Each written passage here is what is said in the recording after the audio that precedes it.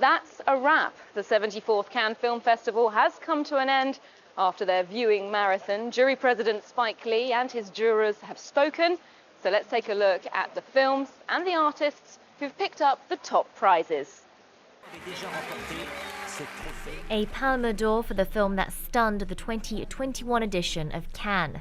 Julia Ducournau's Titane has made her the second female filmmaker in the festival's history to receive the coveted prize. It's funny, but I think all the male directors and the one female director before me who received the Palme d'Or probably thought the same thing as me. As a director, I can't consider that my film is perfect. We only see the defects. I think everyone's in the same situation. It's beautiful in the end because it pays tribute to the imperfections that make the soul and energy of films. Titane, starring Vincent Lindon and newcomer Agathe Roussel, is a dark and violent sci-fi thriller, a somewhat deranged and hypnotizing roller coaster of a movie exploring gender, power, violence and sexuality.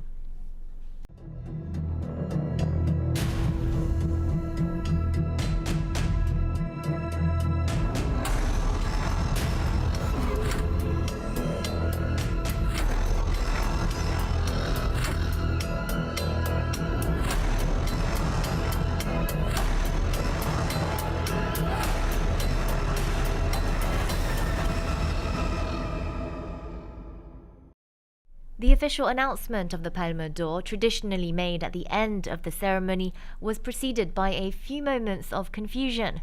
Director and president of the jury Spike Lee jumped the gun by calling out the winner a bit too early. After the flub, the ceremony continued and other awards were handed out.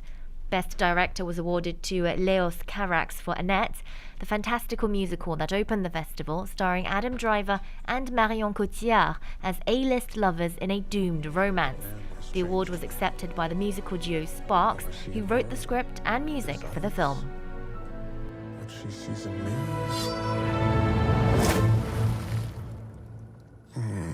We had written, the music and the lyrics before, but the images that we had in our head were just kind of vague in a way, and so to see how he kind of made concrete all of the images that were there through the music and the lyrics originally was just kind of astounding. Really, only Leos Carax could direct a movie musical in that kind of way. With 24 films in this year's official selection, a few of the awards were split between two movies. The Grand Prix Award went to Ashghar Farhadi for his Iranian drama A Hero, and Finnish director Juho Korsmanen's Compartment No. 6, about an unlikely railway romance between two strangers. Nadav Lapid's Ahed's Knee, a critique of artistic censorship in Israel, and Apichatpong Verasetakong's drama Memoria, starring Tilda Swinton, shared the jury prize. Renate Reinsve won Best Actress for Joachim Trier's dark romantic comedy The Worst Person in the World. Caleb Landry-Jones, meanwhile, took home the Best Actor prize for his role in Neatram, a disturbing drama based on the true story of a mass killer. Finally, the Best Screenplay was awarded to Ryusuke Hamaguchi for Drive My Car, the Japanese director's adaptation of a Murakami short story. Drive My Car. She was just 13 years old when she first stepped out here in Cannes for Martin Scorsese's Taxi Driver in 1976. Jodie Foster was back this year as a very special guest, awarded an honorary palm for her career in cinema. And she wasn't the only star, with a parade of personalities on the red carpet. At the opening ceremony, the festival kicked off with a top honor for American actress and director Jodie Foster, an honorary Palme d'Or in recognition of her 5 decades in the film industry. Another big name in world cinema walked the red carpet, French actress Catherine Deneuve, this time at Cannes for her starring role in a poignant new film by Emmanuel Bercot, De Son Vivant, or Peaceful in English. It was an emotional return for Deneuve, who suffered a stroke while shooting the film 18 months ago. I don't think I've ever been moved like this, with the way people greeted the film and greeted me.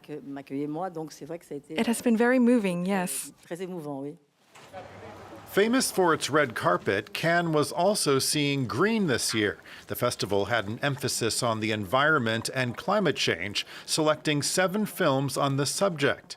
Among them, Invisible Demons, about pollution in Delhi, and Bigger Than Us, a film about environmental activists, co-produced by Marion Cotillard. The French city of Marseille was also a star at Cannes this year. It was the setting of 3 films. Bac Nord, about the anti-crime brigade of Marseille, inspired by true events.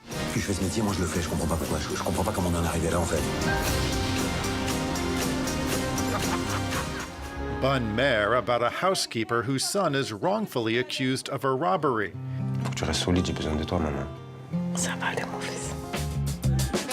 And Stillwater, an American crime drama featuring Matt Damon and French actress Camille Cotin.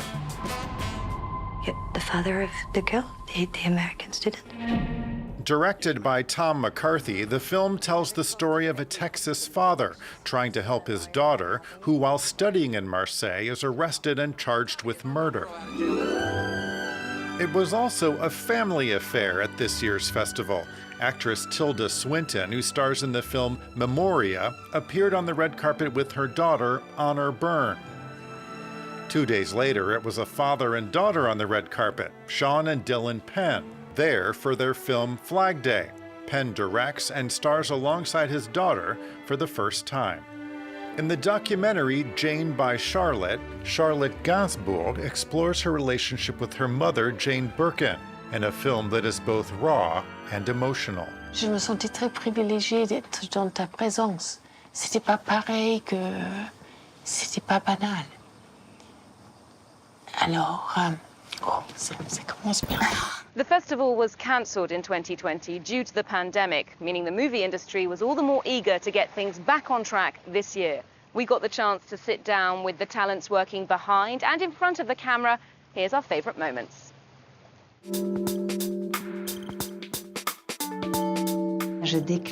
I declare the 74th edition of the festival open. It's a great pleasure to be back at Cannes Film Festival, a festival that I love so much, particularly with this film, with its director, who I've admired for so long, who in fact made me want to become an actress and to make films. I feel so joyous and lucky. But Anne has changed me. What I see in her is obvious. What she sees in me, it's a little more puzzling. I still look at French films as, you know, progressive and theatrical and beautiful and, all things that would just sound like platitudes. But Leos, I think, is one of the greatest directors of all time, and to work with him on this was an instant yes.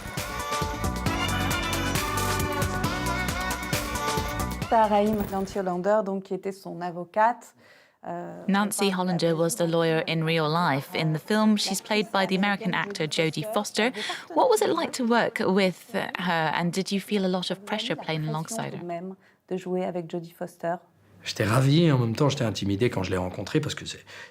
I was delighted. At the same time, I was intimidated when I met her.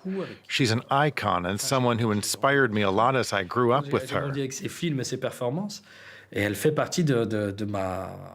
Well, I grew up with her films and performances. She's a part of my film mythology. So yeah, I was a bit intimidated. I think of the Queen as a submarine. You know, she's a submarine, and she's swimming along there with all of her own personality, her own thoughts, her own fears, her own insecurities, loves, you know, obsessions, all of the things that make her. And then the Queen that we see is like the periscope that comes up and just sort of looks around. And we see the periscope. We don't see the submarine, you know, so I wanted to see be the submarine. It's like a rumble from the core of the earth. And then it shrinks. Regarding the political situation in Thailand, it has been a turbulent few years. Beyond yourself as a filmmaker, how do you see the situation in terms of freedom of expression and civil liberties? We've witnessed from the past year with the pandemic that people, especially young people, couldn't stand anymore.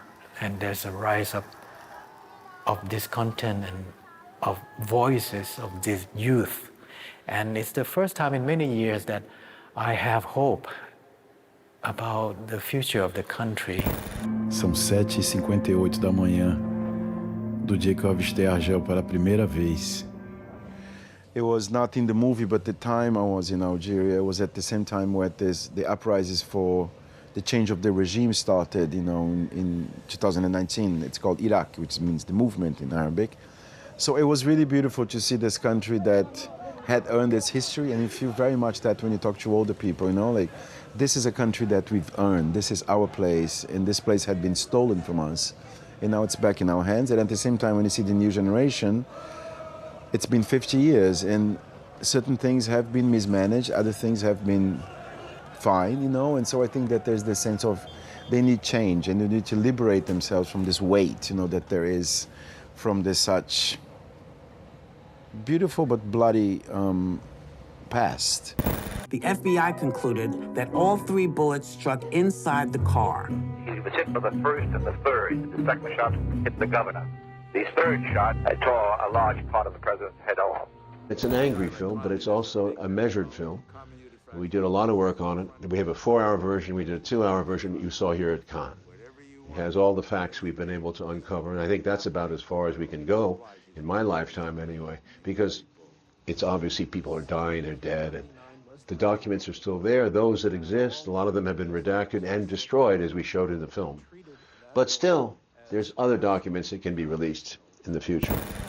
Which never is of land or sea alone, but blooms within the air inside the mind, patterns in motion and action, successions of processionals, moving with majesty of certainty. I first encountered the music of the Velvet Underground in college.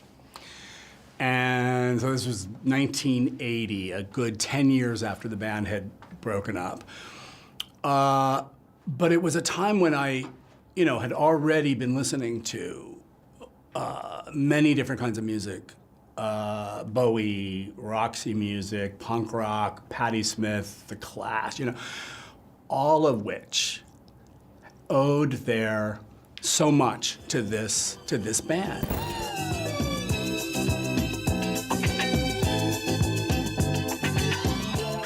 And the film was written and directed by a woman. As an actor, do you feel a difference when you're on a set where the person in charge is a woman? No, I don't. I find every director to be different. I don't think that particularly comes into play, unless it does for the director. If the director is a woman and has had those issues in the past and brings them to the set and we discuss it. But no, I didn't find any of that with Mia. We got on with it. And it was the journey of making the film was as interesting as, you know, in its history as the film itself. That's all for this year's edition, but remember, you can catch up with all of our programmes from Cannes on France24.com. We'll leave you with a taste of the other side of the festival, the ups and downs of what goes on behind the scenes. Otherwise, join us here on Encore for more arts and culture when we're back in Paris.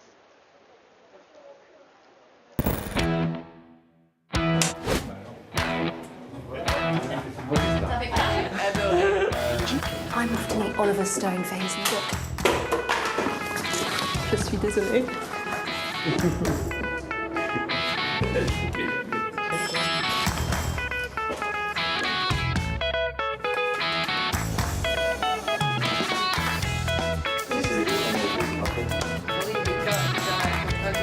Moi, je pense directement à la meilleure actrice.